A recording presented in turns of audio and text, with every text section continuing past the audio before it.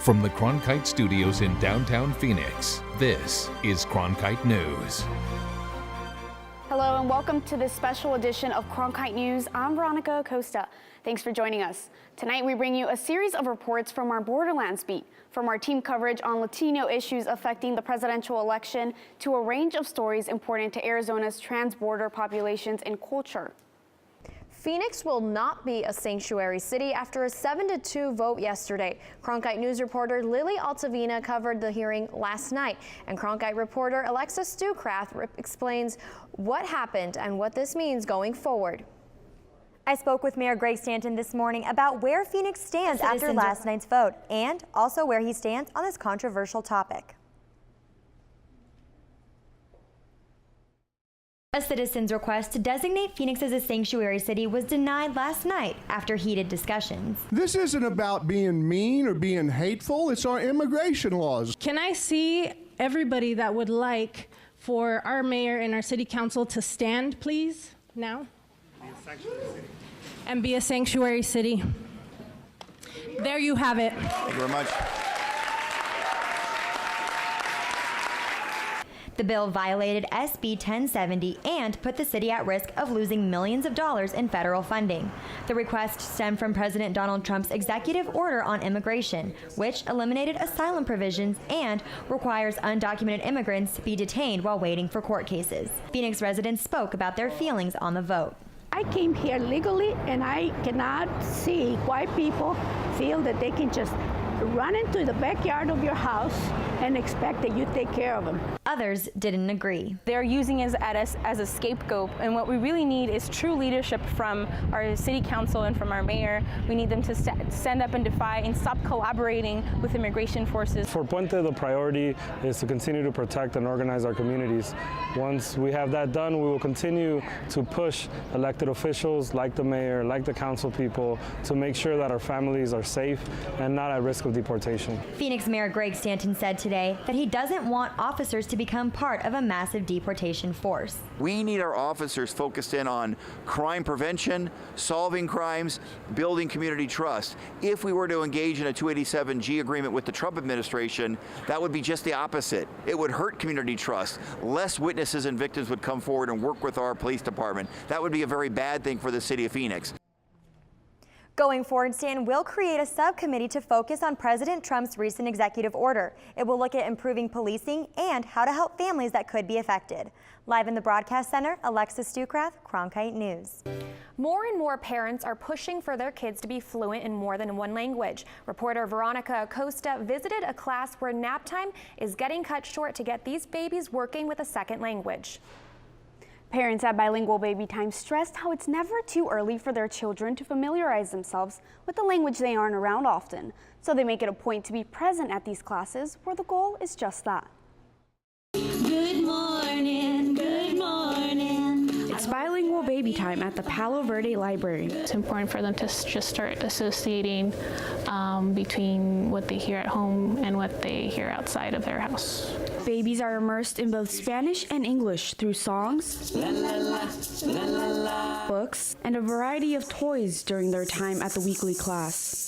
Shakers and scarves like these are being used by librarians to get babies accustomed to hearing two different languages. But parents see the class as much more than playtime. It helps them with developing speaking skills, as well as familiarizing themselves with colors, songs, and also they can interact with other kids. Both moms want their kids to learn English and Spanish because they see the benefits of being bilingual. I would like her to do it even if she doesn't need it in her job so that she can talk to other people, but that she can also have that much better opportunity to get those jobs if she has more languages.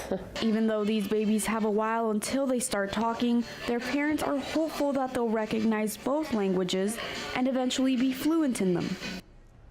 Bilingual Baby Time classes are offered for babies up to 23 months old and are scheduled for Wednesday mornings at the Palo Verde Library.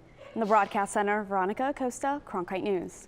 Mexico Senator Juan Carlos Romero Hicks joined Arizona State Representative Tony Rivero at the Arizona Capitol today to discuss new data that points to the impact immigrants have on the Arizona economy. Reporter Amanda Luberto sheds light on the data. We want to build a better and a closer relationship so that respecting each other's sovereignty, we can grow together.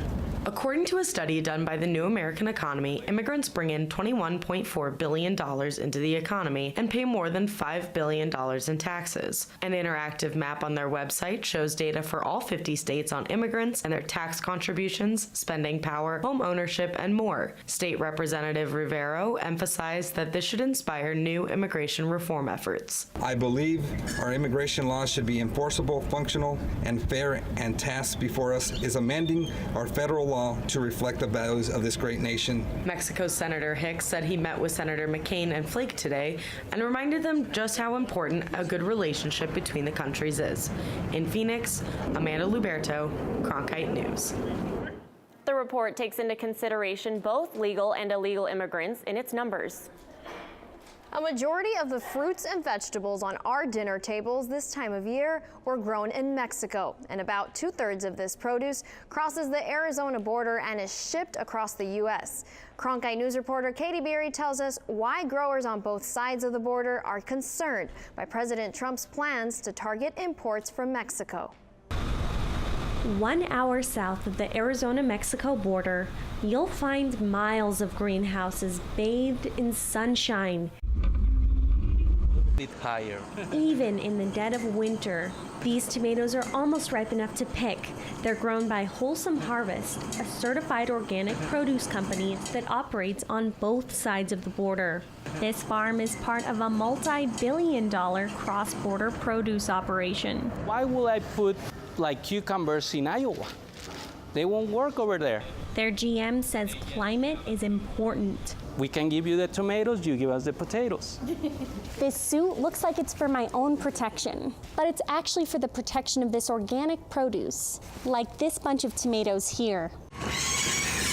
President Trump promised to renegotiate NAFTA to protect American jobs.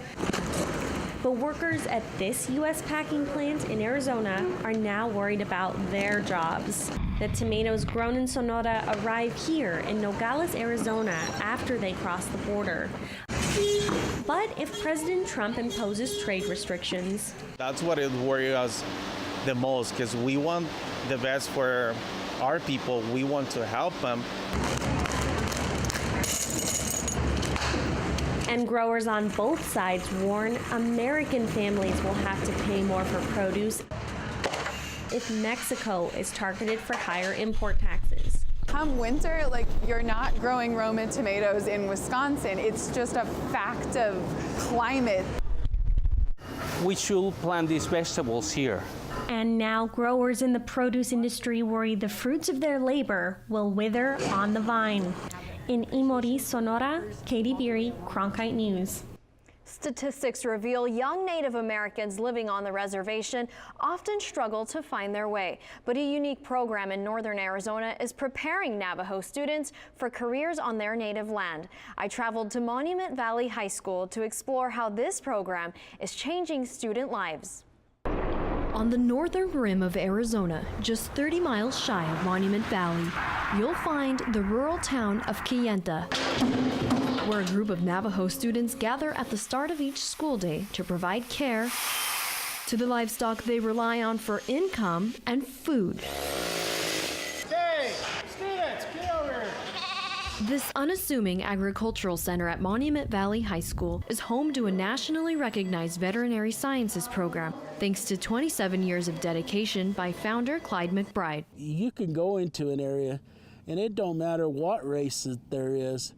You go in and you put in your time and you work hard to show student success, and you can move mountains. That mountain, improving Native American education. I would just tell them over and over again, you're crazy, you're crazy.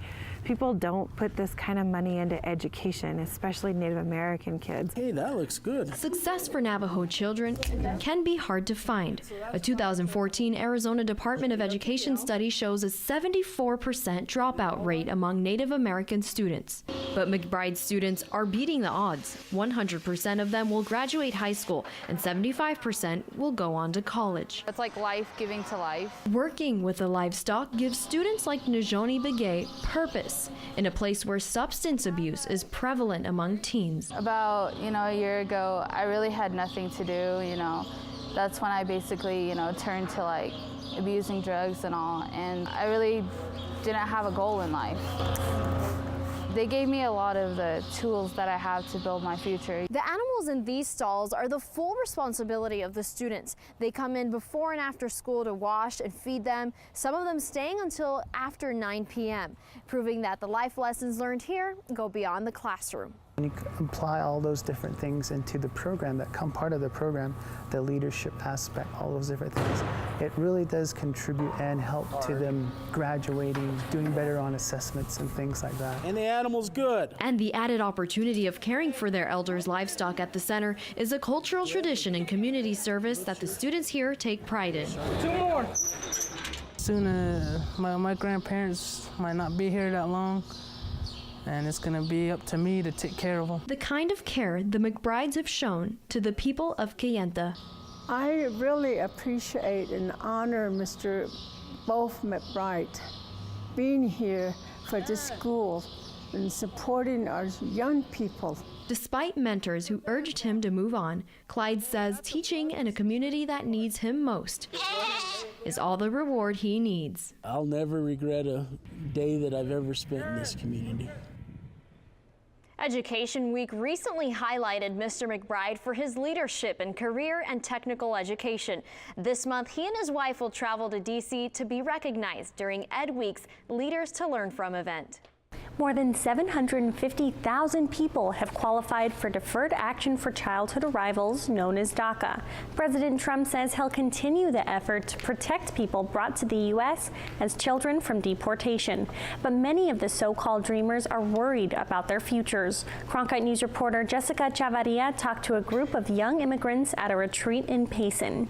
The retreat in Payson is a chance to see old friends, make new ones, and figure out how to cope with President Trump's executive orders on immigration. The U.S.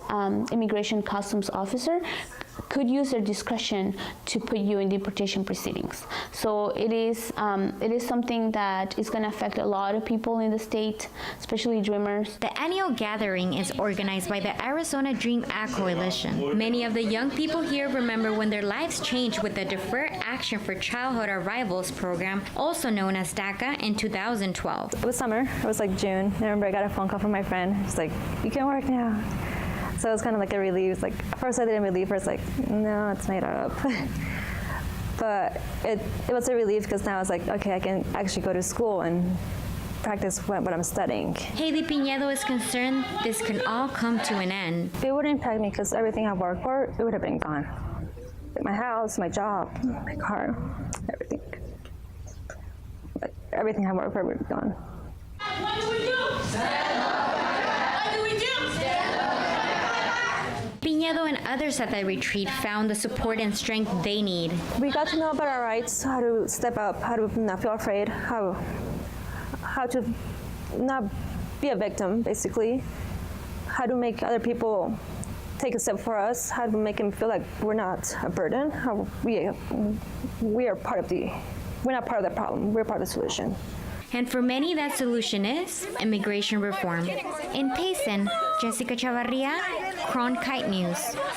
President Trump's budget plan also includes a down payment on the border wall. The federal government has lawyers lined up to acquire the private land they will need. While most border land in Arizona is federal, that's not the case in much of the Southwest, including in Brownsville, Texas, where a border wall would likely cut through a popular retirement community.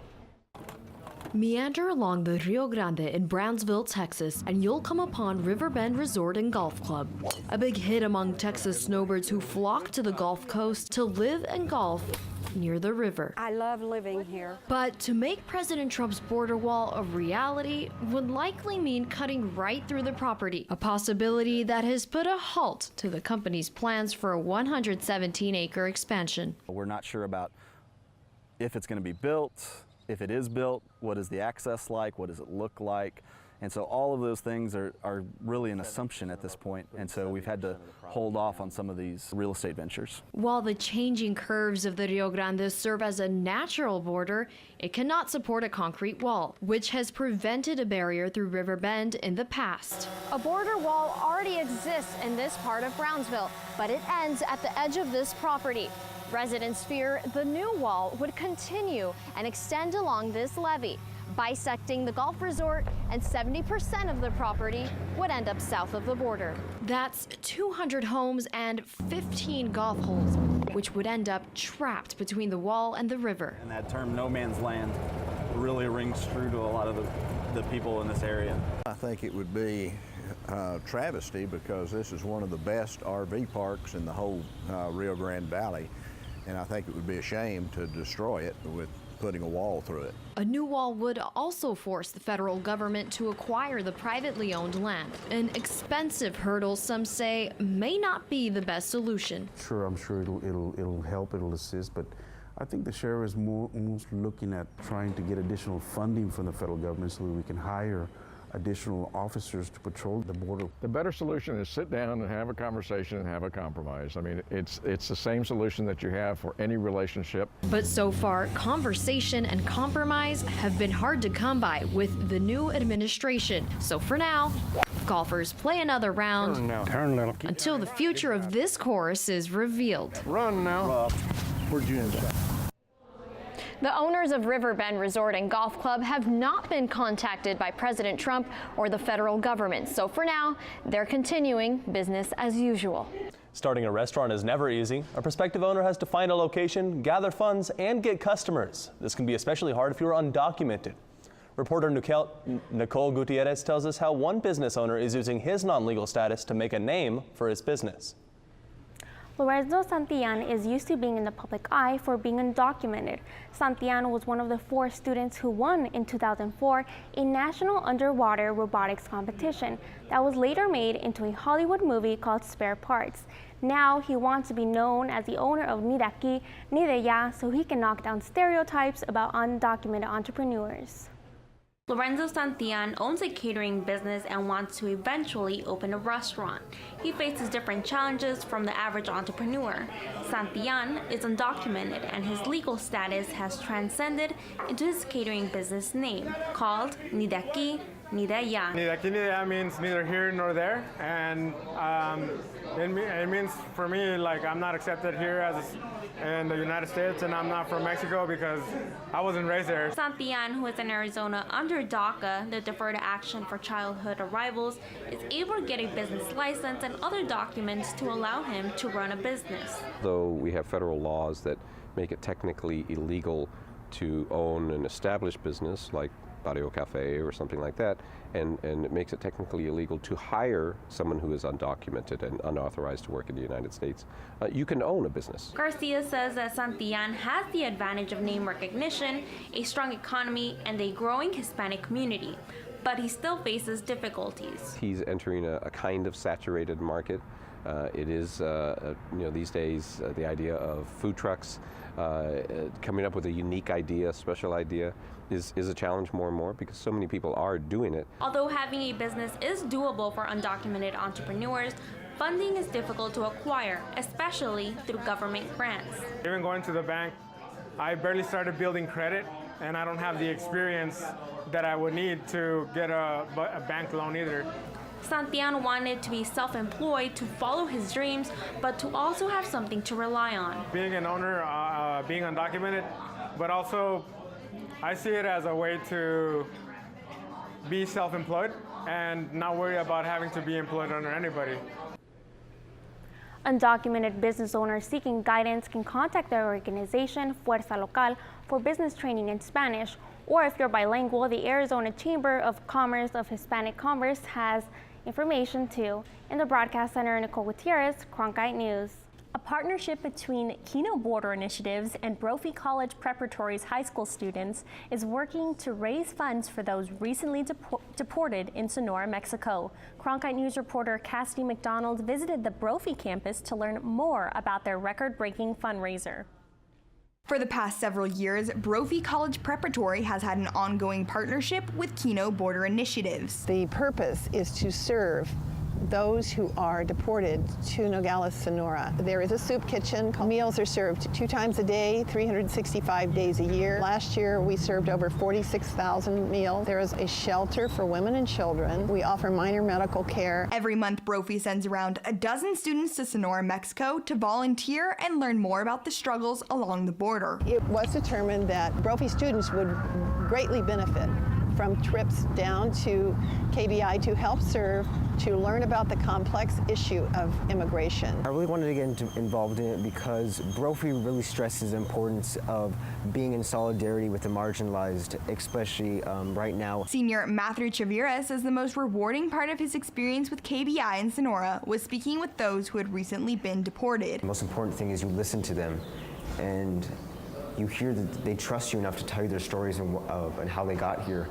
And you just learn and you realize these aren't just immigrants. These are mothers, children, families that are just coming over and that they are fleeing violence and poverty. In many cases, it's a life or death situation. Brophy held a fundraiser dinner for KBI this past weekend. Howell says they exceeded their goal of $130,000 by raising an estimated $150,000 and counting. We need the funds to help feed the people and to pay the rent. Howell hopes the partnership with Brophy will expose young people to learn about tough issues. Hopefully, they will be able to bring some resolution in the future because we as a country have not dealt very well with immigration. It really prompted me to want to advocate for these recently deported immigrants and give a voice to the voiceless. The most important things that we can do is share their stories so people know why they're coming over here. The students share their experience with fellow students and others within the Jesuit community. In Phoenix, Cassidy McDonald, Cronkite News. KBI also has an advocacy committee that follows the current changes in our country's immigration policies in an effort to help inform immigrants and those recently deported about changes in legislation and understanding their rights. A food bank in Nogales, Arizona is providing thousands of families with fresh fruit and vegetables. I visited the food bank to see how it's helping people on both sides of the border. This warehouse is full of produce that would have otherwise been thrown away because it doesn't look pretty. The primary focus is to reduce food waste. And the way Borderlands Food Bank works to do that is by rescuing produce, by preventing it from ending up in landfills, and ensuring that it's instead provided directly to the community.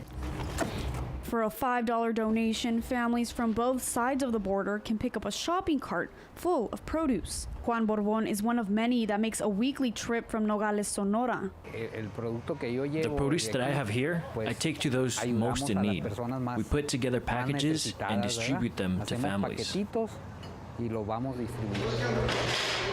Jesus Serrano manages the warehouse, and under a special program, inmates with the Arizona Department of Corrections help out. People are very grateful because the produce does not cost much, and it helps their families a lot.